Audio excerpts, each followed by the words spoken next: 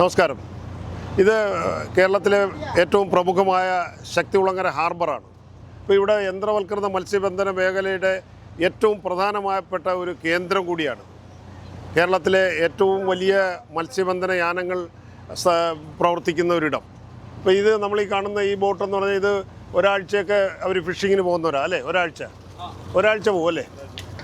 ഈ ഒരാഴ്ച എന്ന് പറയുമ്പോൾ ഇവർ വളരെ പടിഞ്ഞാറ് എത്ര ദൂരെയാണ് പോകുന്നത്? ഒരു 30-40 നമ്മുടെ വർക്കിൽ നമുക്ക് എവിടെയാണ് പോകാൻ മീൻ പിടിക്കാൻ പോകുന്നത് അത്ര ദൂരം പോകും.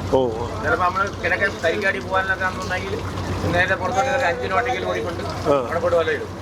ഏകദേശം നമ്മൾ മീൻ പണിയോ കാണാൻ പണിയോ തെക്ക് പടിയാണ്ട് പോകുന്നത് ചില 10-15 നോട്ടിക്കലൊക്കെ പോകും. ഇപ്പോൾ ഇവർ പിന്നെ തെക്ക് പടിഞ്ഞാറൻ പണിക്ക് പോവുകയാണെങ്കിൽ ഒരു 13-14 മണിക്കൂർ പിന്നെ ഉള്ളിലേക്ക് കയറി തെക്ക് പടിഞ്ഞാറ് യാത്ര ചെയ്ത് ബോട്ട് ഓടിച്ചാണ് ഇവർ മത്സ്യബന്ധനത്തിന് പോകുന്നത്. അപ്പോൾ എല്ലാം പണിക്ക് പോകുന്നെങ്കിൽ അത്രയും മണിക്കൂറൊക്കെ പോകും, 10 മണിക്കൂറൊക്കെ ഓടും.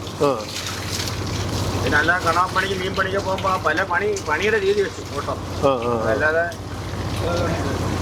അപ്പോൾ ഇത് പിന്നെ ഇതിലെ പരമാവധി എത്ര ദിവസം വരെ നിങ്ങൾക്ക് കടലിൽ കിടക്കാം? ഞങ്ങൾക്കിപ്പം 5 ദിവസം 6 ദിവസം കടലിൽ കിടക്കാം.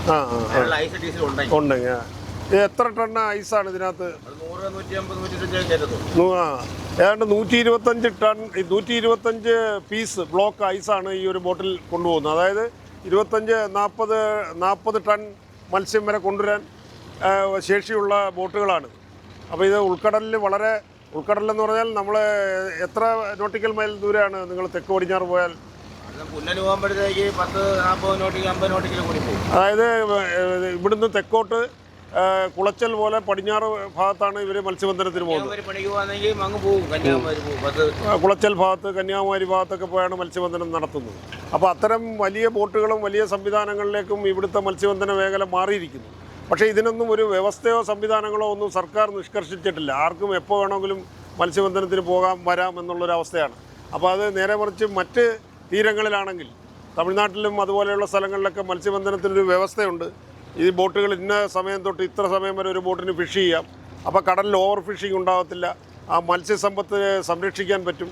അത്തരം കാര്യങ്ങളൊന്നും നമ്മുടെ കേരള സർക്കാർ അല്ലെങ്കിൽ കേരളത്തിലെ മത്സ്യബന്ധന വകുപ്പ് ചെയ്തിട്ടില്ലെന്ന് മാത്രമല്ല, ഇതിനെക്കുറിച്ചൊരു ധാരണയും ഇല്ലാത്തവരാണ് ഈ വകുപ്പ് കൈകാര്യം ചെയ്യുന്നത്. അപ്പോൾ ഇനിയിപ്പോൾ വരാൻ പോകുന്ന സർക്കാരും അതിൻ്റെ മത്സ്യബന്ധന വകുപ്പ് കൈകാര്യം ചെയ്യുന്നവർക്കും ഇത് ഒരു മനസ്സിലാക്കിയിട്ട് ഈ രംഗത്തൊരു മാറ്റം കൊണ്ടുവരണമെന്നുണ്ടെങ്കിൽ അവർ കൃത്യമായും മത്സ്യബന്ധനത്തിനൊരു വ്യവസ്ഥയും ഒരു രീതിയും ഏർപ്പെടുത്തണം. കാരണം ഇല്ലെങ്കിൽ കടലിലെ സമ്പത്ത് ശോഷിക്കുകയല്ലേ നാളെ അല്ലേ കടൽ സമ്പത്ത്.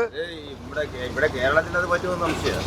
എന്താ ബസ്സിലുള്ള ബോട്ട് ഉണ്ടാക്കിയിട്ട് 200 ഡീസൽ കൊടുക്കാൻ 200 ഡീസൽ കൊണ്ട് എവിടെ പോയിട്ട് വരാം?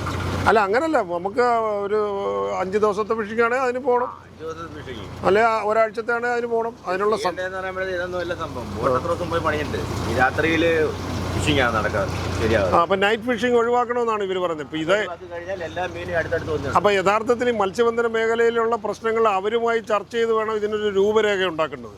ഇത് അവരുമായി ചർച്ച ചെയ്യാതെ ഉണ്ടാക്കുന്ന രൂപരേഖകളാണ് ഇത്തരത്തിൽ കുഴപ്പത്തിലേക്ക് പോകുന്നത്. ഇപ്പം നൈറ്റ് ഫിഷിംഗ് ഉണ്ടോ? ഇപ്പം ലൈറ്റ് വെച്ചുള്ള ഫിഷിംഗും നൈറ്റ് അങ്ങനെ ഉണ്ടല്ലേ? ലൈറ്റ് വെച്ച് പണിയുന്നത് അത് പിന്നെ അവിടുത്തെ തെക്കാട് വള്ളങ്ങളാണ്. ഗുജറാത്തിൽ നമ്മളൊരു വലയുണ്ട്, അതുകൊണ്ട് രാത്രി വലിക്കും.